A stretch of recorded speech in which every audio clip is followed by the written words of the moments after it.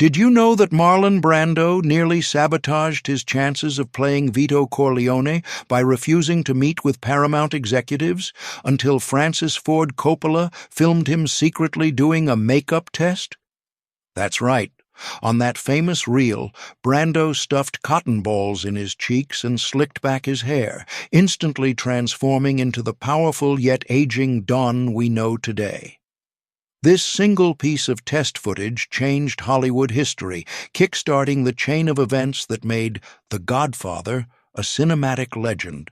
Now, let's delve into the remarkable story behind this groundbreaking 1972 masterpiece, exploring how Francis Ford Coppola, an underdog director, united an unlikely cast and overcame constant studio pressure to create one of the most influential movies of all time.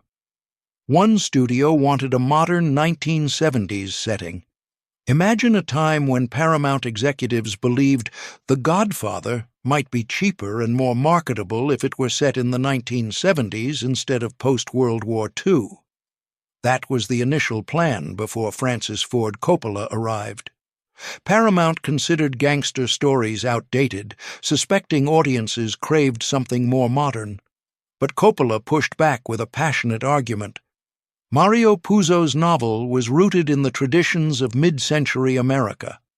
If you stripped away that era's hats, cars, and social norms, you'd lose the essence of the Corleone saga.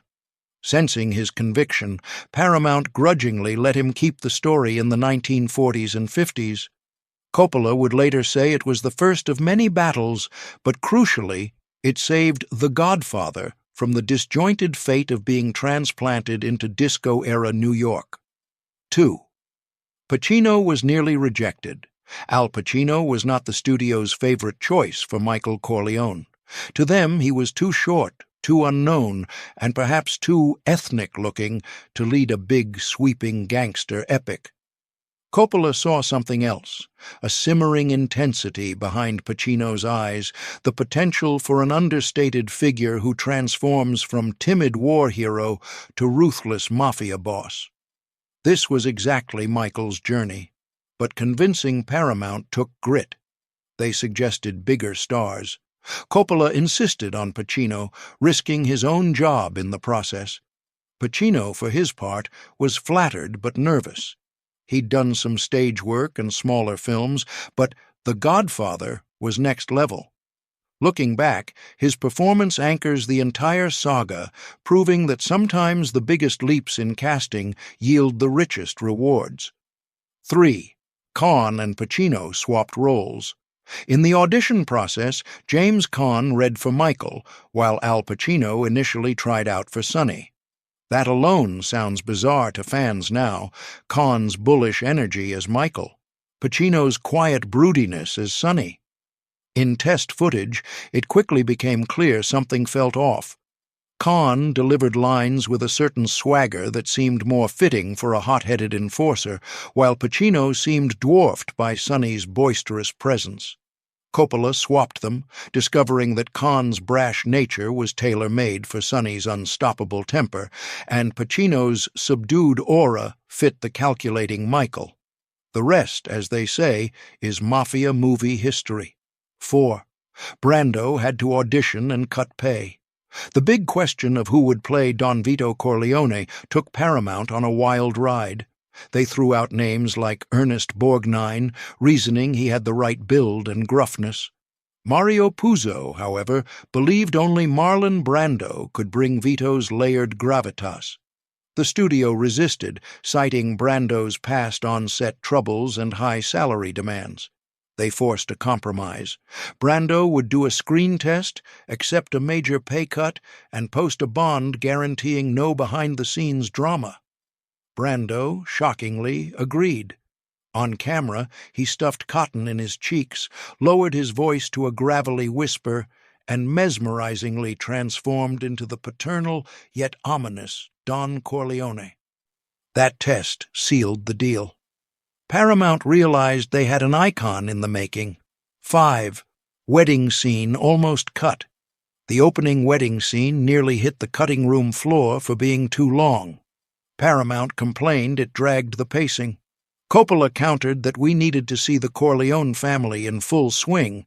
The swirling celebrations, personal negotiations, and subtle power dynamics all set the tone for who the Corleones are.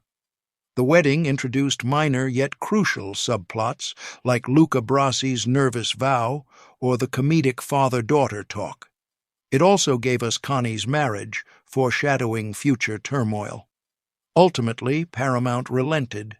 Today, that wedding stands as one of cinema's greatest introductions, establishing the bond between Don Vito and his community with a festive tone that soon collides with darker undertones.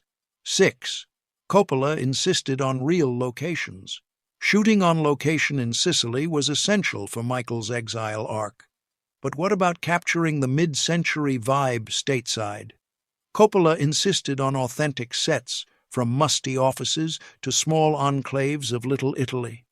The production used old neighborhoods that retained some 1940s flair.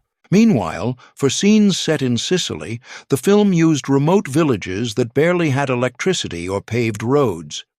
Locals there had relatives who remembered the old days.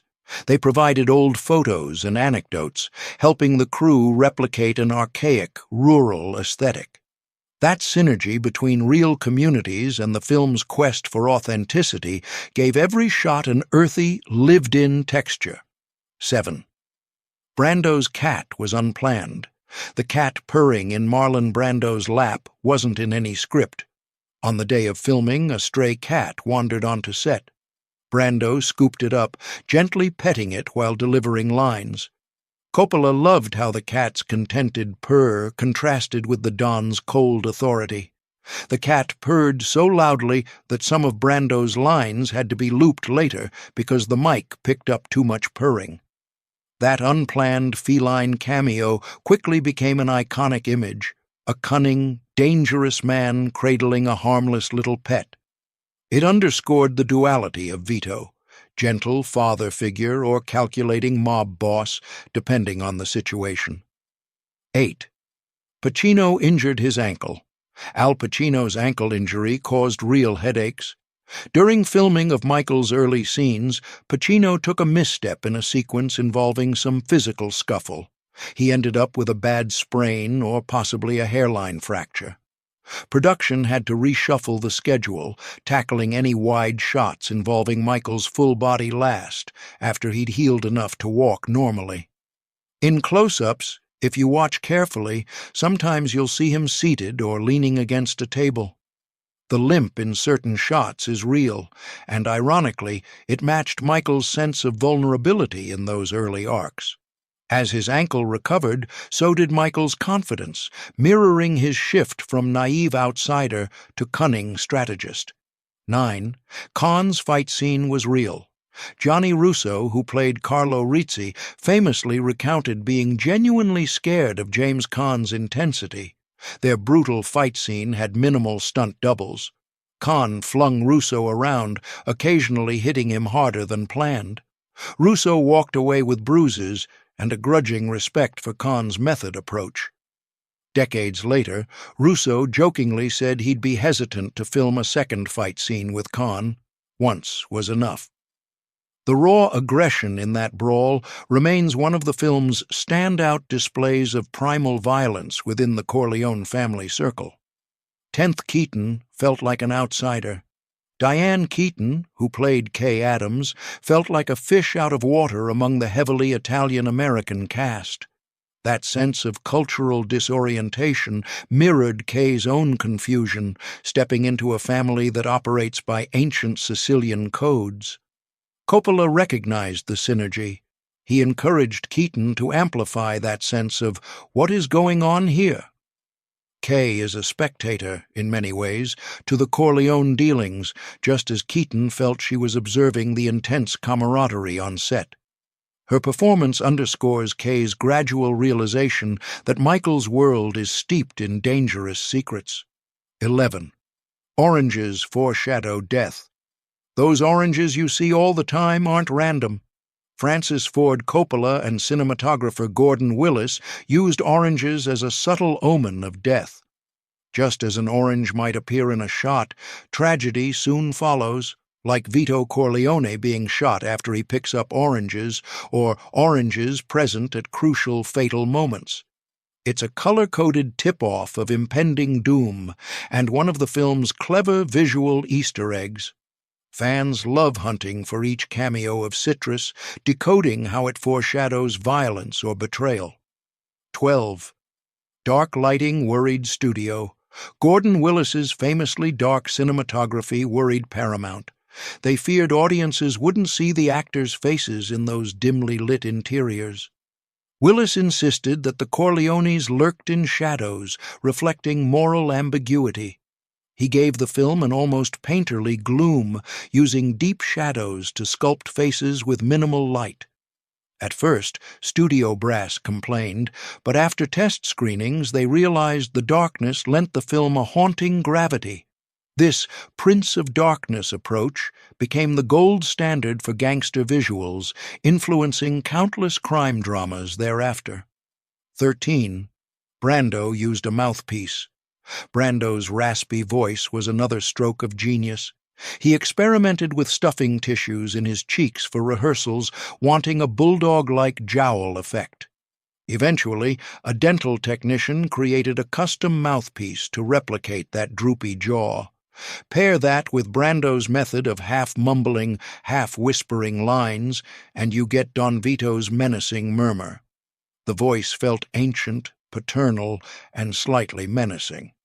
To this day, it's one of cinema's most imitated accents, though few can replicate the subtle menace behind it.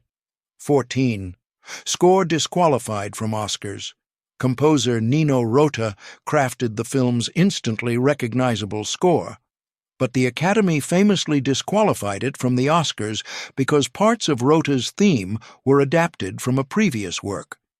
This caused an uproar among fans who believed Rota's music was integral to the film's emotional core. The haunting waltz, with its bittersweet undertones, saturates the story in an atmosphere of regret and looming tragedy. While the official accolade was withheld, audiences continue to rank it among the best film scores of all time. 15. Coppola's dad added music. Coppola's father, Carmine Coppola, contributed to certain musical segments, especially the wedding band tunes in the opening. That personal family involvement mirrored the film's overarching theme, loyalty and tradition. Francis liked weaving real family members into the production, from cameo roles to behind-the-scenes tasks. This intangible sense of communal collaboration gave the film a familial warmth, ironically set against the blood-soaked mafia backdrop. 16. A real horse head was used. The horse's head scene stands out as an unforgettable jolt. Some viewers guess it was a prop, but in fact, that was a real horse's head acquired from a dog food factory. John Marley, who played the ill-fated movie producer Jack Woltz, wasn't warned it was genuine until cameras rolled. His horrified reaction is partly real. The moral question arises, was that ethical? The crew insisted the horse was already destined for other uses, but it remains a subject of debate. Yet its shock value propelled the film's menace to legendary heights. 17. Coppola nearly got fired. Coppola's relationship with Paramount was tense. They threatened to replace him multiple times, citing concerns over casting Pacino, the slow pace, or the drawn-out wedding scene. Coppola kept a suitcase in his trunk, expecting at any moment they might boot him. But each time he managed to fend off threats by delivering brilliant dailies or rallying a test screening. That behind-the-scenes drama matches the on-screen drama, proving how precarious the birth of a masterpiece can be. Had he been fired, The Godfather might have been a drastically different movie, possibly a fiasco. 18. Brando used cue cards. Marlon Brando refused to memorize lines. He insisted on using cue cards taped to chairs or pinned to co-stars' outfits. He believed it kept the performance fresh, forcing him to deliver lines as though they'd just occurred to him. Some cast members found it frustrating, as Brando would peer at their chests or over their shoulders mid-scene. But no one could argue with the results.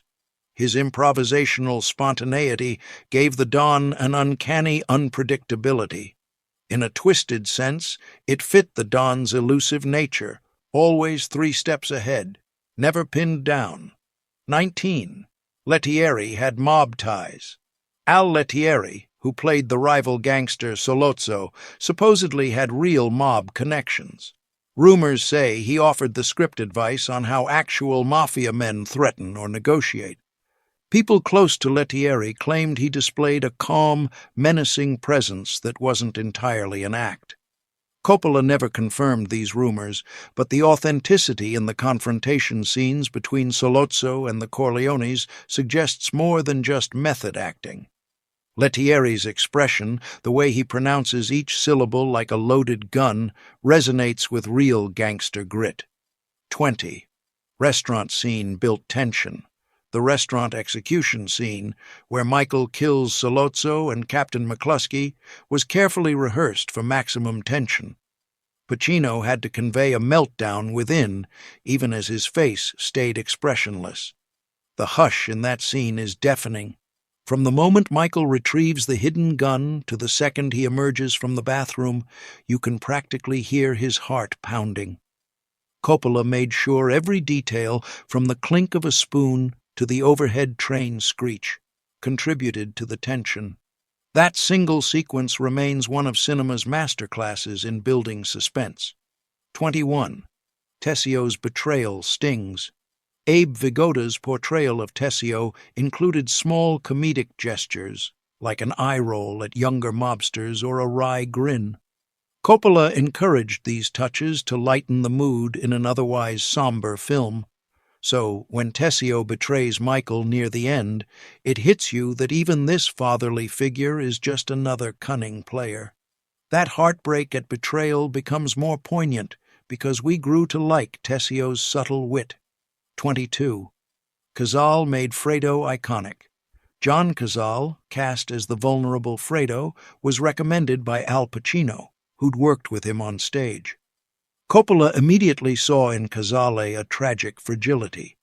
Fredo was overshadowed by siblings who were stronger, braver, or more cunning. Cazale's gentle eyes and soft tone made Fredo heartbreakingly real. This role launched a short but remarkable film career for Cazale, who went on to appear in only a handful of movies, yet each a classic. In The Godfather, he sets up the heartbreak that would fully unfold in the sequel. 23rd. Vito's final scene was tender. Brando's final garden scene, where Vito plays with his grandson, was kept under wraps so the emotional impact would stay fresh. The child actor was told to improvise, so he squealed with delight when Brando put an orange peel in his mouth to spook him. That moment underscores a fatherly warmth, showing Vito as a gentle old man in his final moments. The interplay of orchard sunlight, Brando's labored breathing, and the child's uncomprehending giggle remains a serene, bittersweet exit for the Don. 24. Early buzz became a frenzy. Early screenings indicated the film might do well, but no one anticipated the phenomenon it would become. Lines stretched around blocks, with audiences eager to glimpse this raw portrayal of the mafia. The combination of Shakespearean family drama, brutal violence, and an oddly sympathetic mafia clan enthralled viewers worldwide. The marketing budget soared after Paramount realized they had a hit, ensuring The Godfather was on everyone's lips. 25. Critics called it stereotypical. Some Italian-American groups criticized the film, accusing it of perpetuating stereotypes. The production tried to balance authenticity with ensuring not all characters were cackling mobsters. But the uproar also signaled that The Godfather had tapped into a broader conversation about ethnicity and media images. Meanwhile, other Italian-Americans praised it for capturing certain aspects of family and tradition. The debate raged on, overshadowed only by the film's avalanche of critical acclaim. 26. Revived the gangster genre. The Godfather soared at the box office, reaping tens of millions in just weeks. It was the highest-grossing film of 1972, dethroning earlier hits. Suddenly, gangster tales were back in vogue. Hollywood studios scurried to greenlight their own mob stories, but none matched Coppola's layered storytelling and patient direction. The film revitalized gangster cinema, bridging the gap between classic 1930s crime pictures and the more nuanced epics that would follow. 27. Brando rejected his Oscar. At the 1973 Academy Awards, The Godfather won 3 Oscars, including Best Picture. However, the ceremony became infamous when Brando refused his Best Actor award, sending Sachin Littlefeather in his place to protest Hollywood's treatment of Native Americans. The moment overshadowed the film's big win, but behind the scenes, the rest of the cast and crew celebrated. Coppola's gamble on unknown or unproven leads, moody lighting, and a snail's pace approach to tension had paid off spectacularly. 28. Coppola got full control for Part 2. Armed with new clout, Coppola negotiated more creative control for The Godfather Part 2. Often hailed as one of the only sequels that surpasses the original, it expanded the Corleone saga across generations. Without the first film's success, the second might never have been made. That sequel approach, blending prequel elements with continued storyline, became a blueprint for future franchise expansions, though few matched its artistic power. 29. Quotes became pop culture. The film's cultural footprint is enormous. Lines like, "I'm gonna make him an offer he can't refuse," still pepper daily conversation. Even those who've never watched the movie can quote it. Scenes and parodies appear in everything from The Simpsons to political cartoons. The Godfather shaped how we talk about betrayal and power. In popular imagination, it's less a gangster story and more a universal tale of family, loyalty, and moral compromise. Over decades, its mystique only grew. 30. Still legendary after 50 years. Decades later, The Godfather remains a cinematic lodestone studied in film schools, beloved by critics, and revered by fans. Its real magic may be that it transcended the gangster genre. By focusing on family bonds and moral struggles, it told a human story couched in violence and backroom politics. The methodical pace, the subdued color palette, that iconic theme music, these all swirl together into a film that's both epic and deeply personal. Even now, it stands as a testament to how a fiercely dedicated director, a cast of relative unknowns, and a gambler's spirit from the studio can yield something timeless. The story behind the scenes, of near firings, creative standoffs, and improbable casting triumphs, only heightens the legend. And as with any legend, the deeper you dig, the more you find. Maybe that's why, 50 years on, we're still enthralled by the Corleones, still quoting their lines, still haunted by the ring of that mandolin-laced score. The Godfather remains the yardstick by which all mafia tales are measured, a film that took 1 million production risks and carved its name into cinema history. So the next time you hear the haunting strains of Nino Rota's score, remember, behind every iconic frame of The Godfather lies a saga of artistic risk, heated battles, and uncertain gambles. And yet, it emerged as one of cinema's crown jewels, proving that sometimes the most enduring masterpieces are forged in the fires of adversity.